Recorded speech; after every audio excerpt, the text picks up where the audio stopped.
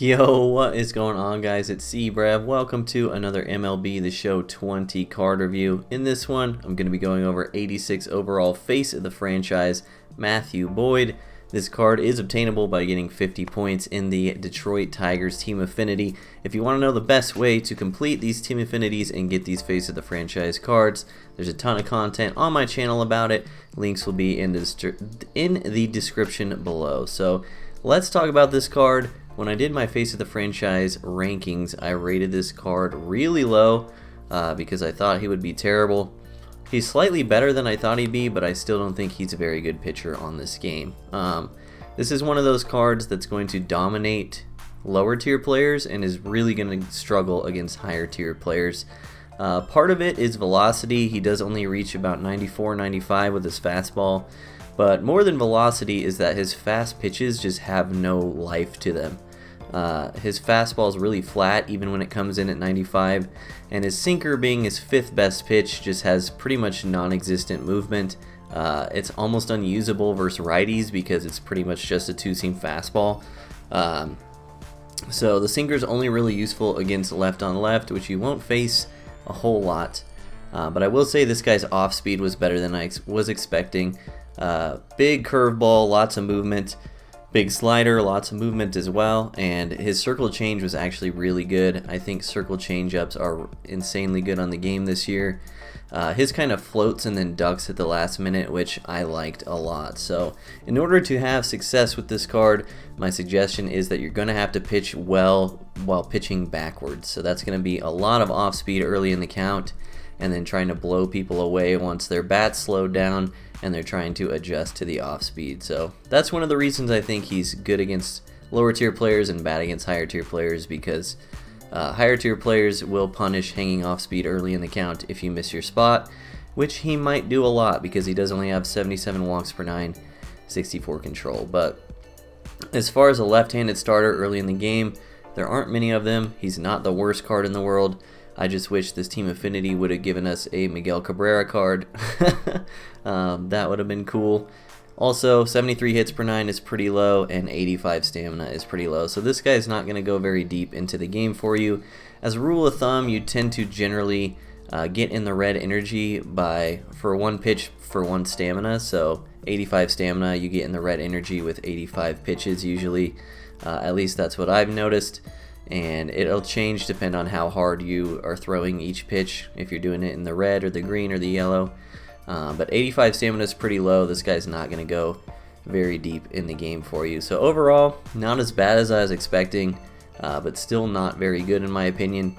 People will adjust to this card. Throwing a lot of off speed often is usually not a good recipe for going deep into games as a starting pitcher on MLB The Show. So, as always, we'll rate the card how he rates in the meta. We'll rate him compared to how much he costs. How he rates in the meta, I'll give him a B-. I think there's a lot of better options for starting pitchers right now. With the prospect cards, starting pitching is actually very deep as it stands. So, I don't think this card should be in anyone's competitive rotation. I'll just say that much. And for how much he costs, I'll give him a B+. It depends on if you do the exchanges. I don't know why you'd spend $40K to do exchanges for this card, unless you're the biggest Tigers fan ever.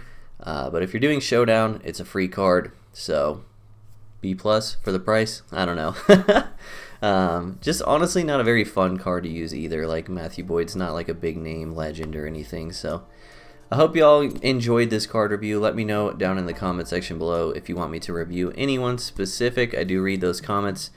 Drop a like, it helps me out a lot. Enjoy the clips after this. I'll see you guys in the next video. Peace.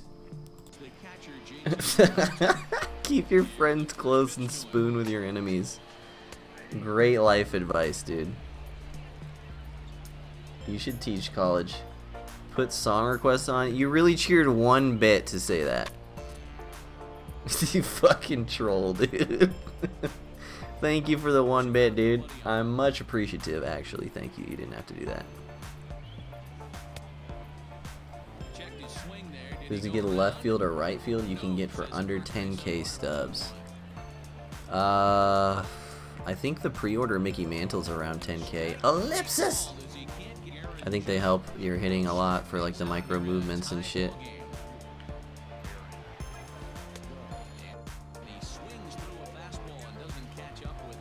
I know. It's true, dude.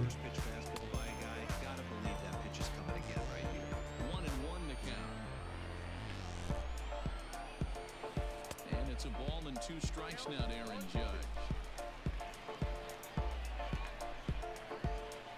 Ellipsis. Fastball swung out. To the plate now, number 4. And on the first pitch, he grounds foul. That'll never happen again. He just gunned out Buxton at second like it was his fucking day job, dude. Ellipsis. That's no way. That's a double. Buxton too slow. Yeah, Trace, they updated it. They added 5 runs total throughout the run. So now if you beat everything on your way up to the final boss, you go into the final boss and it's 15-15 with 20 outs. I don't know why they didn't put it in the patch notes. They haven't put anything for Showdown in patch notes when they've changed shit. I'll have to think about it, Dane.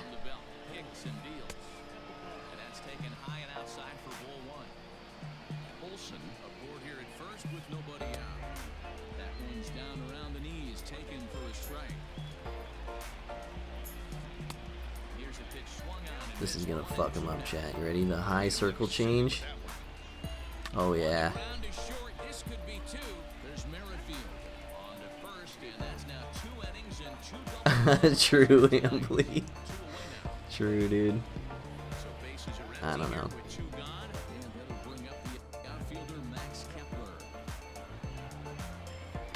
Dude, Seager's making all the plays.